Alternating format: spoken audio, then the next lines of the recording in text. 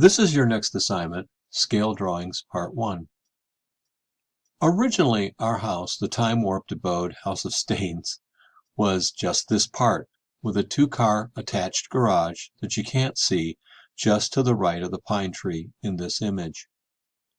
In 2016, we added on another two-car garage and turned the whole garage into a large living room, meeting room, where we held our discussion salons. This video might make understanding the layout of the house a bit clearer. So this is the house from across the street. I'm trying to get a view where I can get the whole thing. It kind of rambles a little bit. The part that you're looking at straight into the camera right now is what was the old garage that has been turned into our living room. And of course the new two-car attached garage is to the right of that. And my room, studio, is right above that. Zoom in here for just a second. Right there. And what we're going to be talking about for the scaling project involves the front of the garage. So anyway, more on that here in a second. And as I said, the part that we're going to be dealing with here are the garage doors. That's the part that I'm going to be asking you guys to hopefully do using your own house. So that's the old garage over there. It's attached to the house. The house was, as you can see, smaller before the addition of this part of the house. I built the front porch on here, and I built the old front porch, which is down over there. I'm not sure if you can see it real well.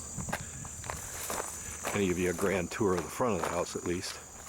Back of the house is kind of tore up right at the moment. But anyway, there's the front porch. I built that one in 2007 and 8. This one was added on after we built the addition to the house. And that down there is the remains of the old driveway, which we've turned into a native garden. Anyway, more on that all here in a few minutes when we talk about these garage doors.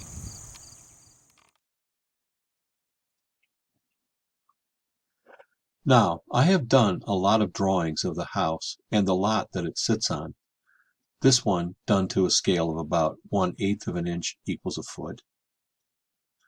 This allowed me to incorporate the entire lot that we live on, so that I could do planning for the extensive amount of plantings that we are putting in an attempt to eliminate our lawn.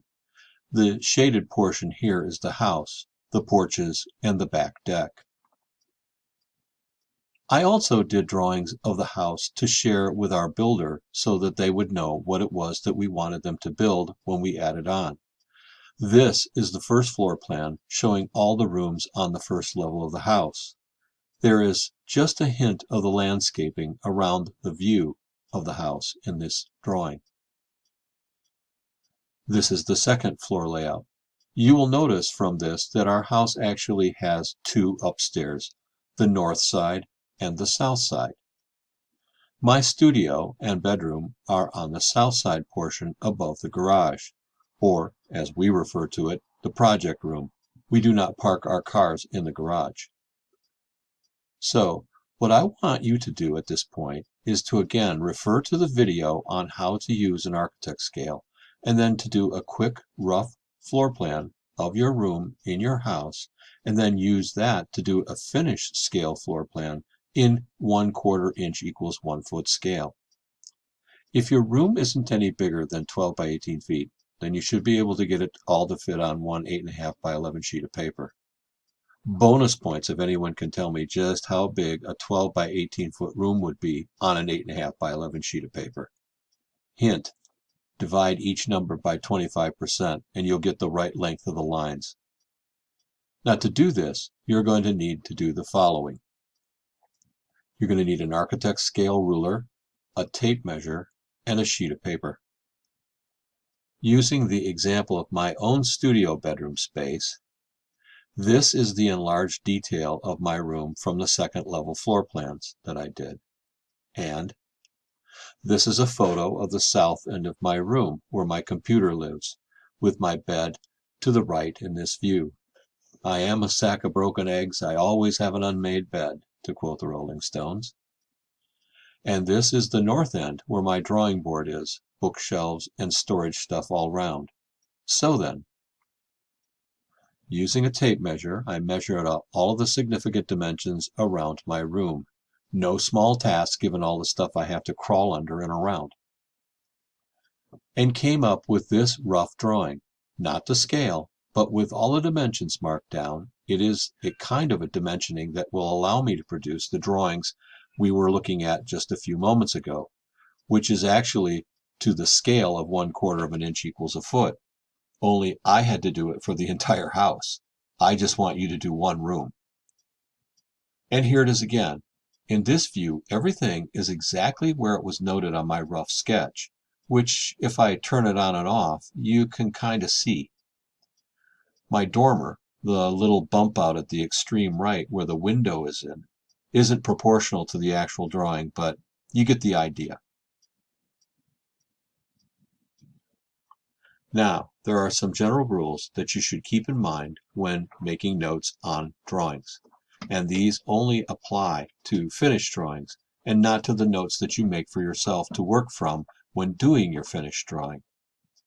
And the reason for this are simple. Someone else may be using your drawings to quote you a price from, or for actually building something from, and for that reason you don't want them to get confused and make mistakes. Remember the video on how details are important? For that reason, when you note something on a finished drawing, feet are always abbreviated with a single quotation mark after the number. Inches are always abbreviated with a full quotation mark after them. Feet always comes first, followed by a hyphen, and then inches comes second. This keeps feet and inches from getting confused. For example, 1 foot and no inches or 0 inches would be abbreviated on your finished drawings like this. 1 foot 6 inches would look like this, and for that matter, so would 18 inches, which is 1 foot 6 inches. And even though you can write notes to yourself on your rough plans in inches, like 36 inches and so forth, you should never notate them that way on a finished drawing, but rather as 3 foot hyphen 0 inches. That way, no one is going to get confused about whether you meant 3 feet or 36 feet, and you should always work from the understanding that whoever is reviewing your drawings may or may not have an architect's scale. If they don't have one, why not give them the dimensions? A few moments ago, I mentioned in the video that I was going to have you concentrate on the garage doors. That is part 2 of this assignment, so right now we'll just go ahead with the plans for your room. So then, get busy and crawl around your room and get me a rough floor plan sketch of your room with dimensions. Also include a finished floor plan of your room in 1/4 inch equals 1 foot 0 inches, using your architect's scale, straight edge, triangle, and the like to keep everything straight, and intersecting walls at 90 degrees. That is part 1 of this assignment.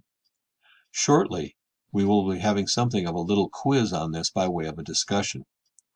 Good luck, and I'll see you in the next video.